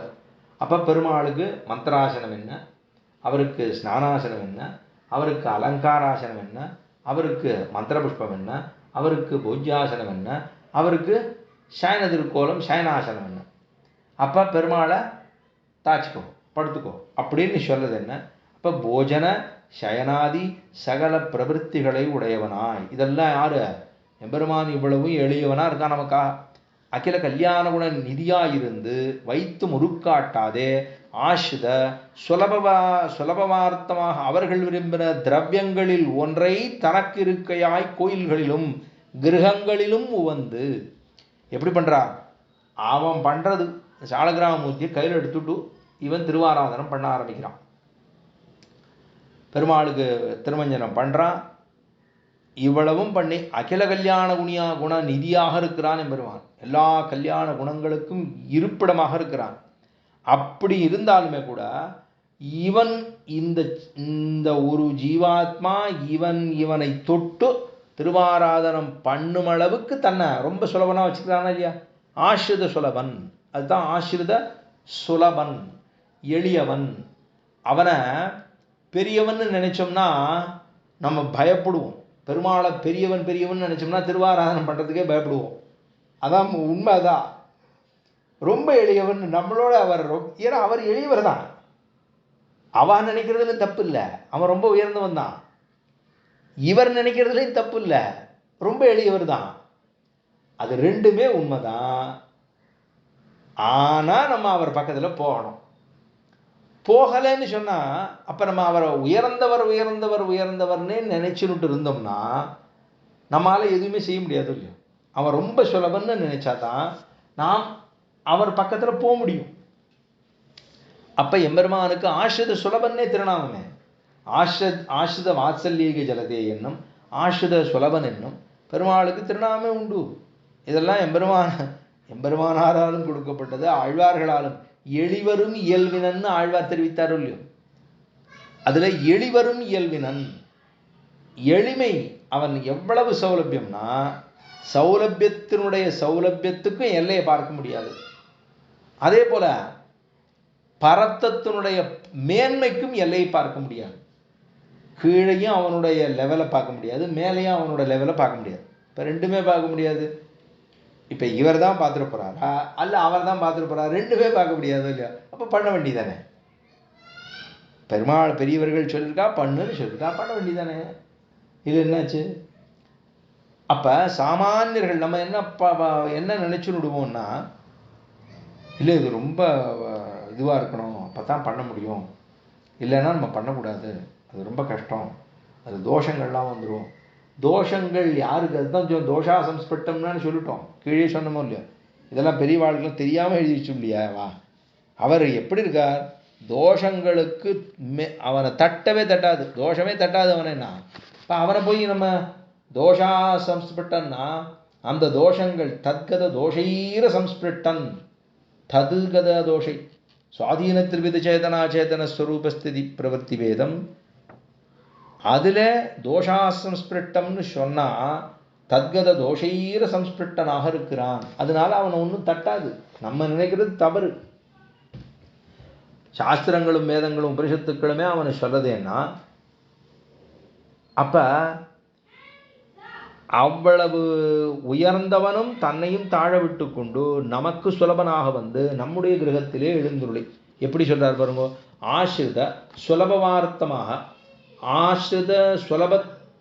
ஆசிரித சுலபத்வார்த்தமாக அவர்கள் விரும்பின திரவியங்களில் ஒன்றை அவா கொடுக்கறது, நம்ம கொடுக்கறது தானே, நம்ம கொடுக்குற ஒரு திரவியத்தை, நம்ம ஒரு பழம், ஒரு 2 வாழைப்பழம், அதுவும் கடைசி ஈத்தா போட்டிருக்கிற வாழைப்பழமாக ஒரு 4 ரூபாய்க்கு வாங்கி, நல்லா பெருசாக இருக்கும், நல்ல ரஸ்தாளி பழம்லாம் வாங்கி இவர் அமுது பண்ணிடுவார். பெருமாளுக்கு சன்னிதிக்கு வாங்கிட்டு போகிறதுக்கு மாத்திரம் சுருங்கி போய் ஒரு சின்னதாக ஒரு வாழைப்பழத்தை வாங்கிட்டு போய் அவர்கிட்ட வேற அதில் வேற அதை எடுத்து எடுத்து எடுத்து எடுத்து காமிச்சு காமிச்சு காமிச்சு காமிச்சு எல்லாருக்கும் பெருமையாக இருக்கிற மாதிரி காமிச்சோம்னு சொன்னால் பெருமாள் சிரிப்பற மாட்டாரா நம்மளை பார்த்து? நம்ம பண்ணுறதே அவர் என்னவோ அவருக்கு அது தெரியாதது போல நாம் அது மாதிரி பண்ணலாமான்னா பகவானுக்கு, அதாவது ஒரு ஒரு தர்மம் அப்படின்னு செய்யணும்னாலுமே கூட, ஒரு வஸ்துவை யாருக்கான தானம் கொடுக்கணும்னாலும் கூட நல்லதாக எடுத்து அவர்களுக்கு கொடுக்கக்கூடிய மனோபாவம் முதல்ல நமக்கு வரணும். நமக்குன்னா நல்லதை வச்சுப்போம், பிரத்தியா இருக்குன்னா சுமாராக இருந்தால் பரவாயில்ல அப்படின்னு சொன்னோம்னா, இப்போ சந்தனம் அப்படின்னா நமக்குன்னா நல்ல சந்தனம், அவள் கேட்குற போதே வச்சு கொடுக்கறதுக்காக தனக்கான்னு கேட்குறான். நீங்கள் வச்சு கொடுக்கறதுக்காக வாங்குறீங்களா இல்லை உங்களுக்காக வாங்குறீங்களான்னு கேட்டால் அது 2 வித்தியாசம் இருக்குன்னு அர்த்தம். இது நேரடியாக தர்மமே இல்லைங்கிறார், இதுக்கு நீ பண்ணாமே இருக்கலாம். அப்போ அது நல்லா பட்டக்கரையாக போட்டிருக்கா, இந்த வேட்டியை நான் வச்சுடுறேன், பட்டக்கரையாக போட்டுக்கொள்ளியோ, அவளுக்கு சின்னதாக இருந்தால் போகும் அப்படின்னு சொல்லிட்டு நம்ம பட்டக்கரையை நம்ம வச்சுட்டு அடுத்த வாளுக்கு வேறேன்னு சொன்னோம்னாலே அங்கேயே முதல் சருக்கு. அப்போ அது செய்யக்கூடாது. இதில் பெருமாள் என்ன பண்ணுறாருன்னா, இவன் கொடுத்ததை அமோகமாக வச்சுக்கிறார். அப்பப்பப்பா என்ன கொடுத்துட்டான் எனக்கு பாத்தியா, என்னமா வாங்கி கொடுக்குறான் பாருங்க. நம்ம விரும்புகிற திரவியத்தை அவனுக்கு கொடுக்குறோம் இல்லையா? அவர்கள் விரும்பின ஆசிரித சுலபத்வார்த்தமாக அவர்கள் விரும்பினா, அவர்கள் யாரு? நம்ம தான். நம்ம விரும்பின திரவியங்களில் ஒன்றை, நம்ம நினைச்சிட்டு இருக்கிற திரவியம் ஏதோ ஒன்று, ஒரு பத்திரமோ ஒரு புஷ்பமோ ஒரு பழமோ ஒரு தோயமோ ஏதோ ஒன்று கொடுக்குறோம். கொடுத்துட்டு தனக்கிருக்கையாய் கோயில்களிலும் தனக்கு உயர்ந்த இடமா அந்த சந்நிதியில் போய் நினைச்சுக்கிறான். உயர்ந்த எண்ணம், பெருமாளுக்கு இருக்கிற எண்ணம் தான் உயர்ந்த எண்ணமா நினைச்சுக்கிறான். ஒண்ணுமே இல்லாம இருக்கும், என்னமா கவனிச்சு எப்படி அமுது, அதாவது ததி ஆராதனை என்னமா போட்டி, சாதாரணமாக கூட இருந்திருக்கலாம், ஒரு சொல்றது உசத்திய சொல்லுவார். அப்ப அவருடைய திருவுள்ளா அது காமிக்கிறது. நன்னா பண்ணிருக்கலாம். அதுல எங்கேயானு ஒரு இடத்துல ஒரு சாதிக்கிற பொழுது ஒரு ஒரு கொஞ்சமா ஒரு பச்சினி சாதிக்காம விட்டுருப்பாளா இருக்கும். பச்சினி சாதிக்காம அவருக்கு இது அவருக்கு பிடிக்காம கூட இருந்திருக்கலாம் அந்த பச்சினி. ஆனா எனக்கு பச்சினியே வரல, மிச்சம் எல்லாம் நன்னா இருந்திருக்காங்க. அதை விட்டுட்டு பச்சினி வரலன்னு சொல்லி ஒருத்தர் பெருசா பேசினோம்னா, திருவன்காப்பு என்ன, நித்திய அனுஷ்டானங்கள் என்ன, வேதம் என்ன, உபனிஷத்து என்ன, இதில் காலக்ஷேபம் என்ன, கைங்கரியம் என்ன, இதெல்லாம் தெரிஞ்சுக்கிட்டு ஒருத்தன் இதை பற்றி பேசினால் இது அழுவதா சிரிப்பதா என்று தெரியாது இல்லையா? இப்போ அதை இவ்வளவு தூரம் நீ குற்றமாக பார்க்குறேன்னு சொல்கிற போது அதில் அப்புறம் வேறு என்ன பேச்சு வேண்டி கிடக்கு? பெருமாள் அதை பார்த்துட்டு எப்படி சிரிப்பார்? நம்மளை பார்த்தா சிரிக்கத்தான் போகிறார் அவர். ஆஹா, அதை தனக்கு இருக்கு, பெருமாள் உயர்ந்ததாக நினச்சிட்டு தனக்கு இருக்கதாய் கோயில்களிலும் கிரகங்களிலும் உவந்து, கிரகங்கள்லையும் சந்நிதிகள்லையும் உவந்து நின்று அருளும் எளியனாகிற பத்துடையடியவர் கிளியவன் பிறர்களுக்கரிய வித்தகன் மலர்மகள் விரும்பும் நம் அரும்பெறடிகள் மற்றொரு கடவெண்ணை களவனில் உறவடையா புண்டு எளிவே இணைந்திருந்து இங்கே எளிவே எத்திரம் என்று ஆழ்வார் தெரிவித்தது போல, எளிவரும் இயல்பினாக நின்று அருளும் எளியவன். நிற்கிறார், நின்றுருக்கார், ஆனா எளியவன். நின்றுருக்கார் ஆனா அருளுகிறார். இப்போ பாருங்க, நின்றுண்டு அருளணுமா அமர்ந்துண்டு அருளணுமா? பெருமாள் நின்றுட்டே இருக்கார், திருவாயனுடையான் நின்றுட்டே இருக்கார், ஆனால் அனுகிரகம் மட்டும் பண்ணிகிட்டே இருக்கார். எனக்கு கொஞ்சம் உட்காந்து வச்சாவது அருள் வாங்கிட்டு போய்கிடாதா, நீங்கள்லாம் நிற்க வச்சே இப்படி என்ன வேடிக்கை பார்க்குறீங்களே அப்படின்னு சொல்லலாமா இல்லையா? நின்றுண்டே சேவை சாய்க்கிறார். அதான் நிற்கிறார், அமருகிறார், வீற்றிருக்கிறார், எல்லா திருக்கோலங்களும் பெருமாளுக்குன்னு ஒவ்வொரு இடத்துல உண்டு. அப்படி இருக்கிற நின்று அருளும் எளியனாகிற ஸ்ரீமன் நாராயணன் சர்வேஸ்வரனும் சர்வ பிரகார சுவாமியும் ஸ்வதசித்த சர்வசேஷியும் ஸ்வதசித்த சர்வசேஷியும் ஸ்வத சித்த சர்வசேஷியாக. ஏன்னா எல்லாரையும் அனுகிரகிக்கும்படியா எல்லாருடைய அடிமைத்தனத்தையும் தான் ஏற்றுக்கொள்ளுபவன், நம்மளையெல்லாம் ரட்சிக்கக்கூடியவன். ஸ்வதசித்த சர்வசேஷி அப்படின்னா ஸ்வத சித்த, தான் தன்னுடைய திருவுள்ளம் முகந்து அத்தனை பேரையும் தனக்கு அடிமையாக கொண்டிருக்கக்கூடிய கிருபையையும் கொடுக்கக்கூடியவனாக. அப்ப ஸ்ரீமன் நாராயணன் சர்வேஸ்வரேஸ்வரனும், இதில் எழுதியிருக்கிறதே பாருங்க, சர்வேஸ்வரேஸ்வரன். சர்வேஸ்வரன் எழுதலை. ஏன்னா லோகத்தில் சர்வேஸ்வரன்னா வேற யாரை கூட பரமேஸ்வரன் ஏதாவது சொன்னால் ஆரேஸ்வரான்னு வச்சுடுவா. அதனால சுவாமி எம்பெருமானார் சரி, அவர் பிள்ளை லோகாச்சாரியர் எழுதியிருக்காருன்னா அவருக்கு பிற்பட்டவர் தானே. சர்வேஸ்வரேஸ்வரன் எழுதியிருக்க பாருங்க. சர்வேஸ்வரேஸ்வரனும் சர்வப்பிரகார சுவாமியும், சர்வப்பிரகாரத்தாலும் சுவாமி தான் அவன். ஸ்வதசித்த சர்வசேஷியமாக சர்வஸ்மாத் பரணமாக சமானாதிக தரித்திரனாய்க்கொண்டு நிரங்குஷ சுதந்திரனும். அதுதான் நிரங்குஷ சுதந்திரன் அப்படின்னா அதான் அடக்குவார் இல்லாத நிவாரகர் இல்லாதவன் அர்த்தம். பரமோதாரணம், பரமபயோகத்தில் இருக்கக்கூடியவனும் பரம காருணிகனுமாக இருக்கக்கூடிய ஒருவனாகையாலே அப்படி இருக்கிறவனாக இருக்கிறதுனால தான் மண்பல்லுயிர்களுமாகி பல பல மாயமயக்குகளின் இன்பம் மிகும் செல்வ விளையாட்டில் அப்படின்னா ஆழ்வார் பாசுரம் இல்லையோ, மண்பல்லுயிர்களுமாகி எல்லா உயிர்களுமாகி நாராயணனாகி பல பல மாயமயக்குகளின் பல பல மாயமயக்குகள் அப்படின்னா அனாதிமாயா சுத்தகான்னு சொல்லுகிறபடியே பல பல மாயமயக்குகள் இந்த சம்சாரத்தில். அதுதான் விபவ லயலீலேன்னு எம்பெருமானா தெரிவித்தார். விபவ லயலீலே, லீலை, அதுல லயம் அடைவிக்க செய்யக்கூடியவன். இந்த உலகத்தை உலகம் காத்தலும் தாமரவாகலும் நிலவரத்தலும் நீத்தலும் நீங்களா அழகிலா விளையாட்டுடைய ஆரவர தலைவர் அன்னவர்க்கே சரணாமங்களேன்னு கமநாட்டாழ்வான் தெரிவித்தது போல, அகில பூன ஜென்மஸ்தே உபங்காதிலேன்னு எம்பெருமானார் தெரிவித்தது போல, அப்ப பல பல மாயமயக்குகளால் இன்பம் மிகும் செல்வ விளையாட்டில், இன்பம் மிகக்கூடிய செல்வ விளையாட்டுன்னார். அதான் லீலா விபூதி பெருமானுடைய சேட்டுதங்கள், அதுதான் செல்வ விளையாட்டு. அப்படிங்கிறது வரைக்கும் இன்றைய தினம் இருக்கட்டும். அடுத்தது மேலே அடுத்த நாள் பார்ப்போம். சுவாமி பிள்ளை உலகாரினுடைய திருவடிக்கு பல்லாண்டு பாடிக்கொண்டு இன்றைய தினம் அமைவோம். ஆழ்வார் எம்பெருமானார் ஜெய திருவடிகளே சரணம்.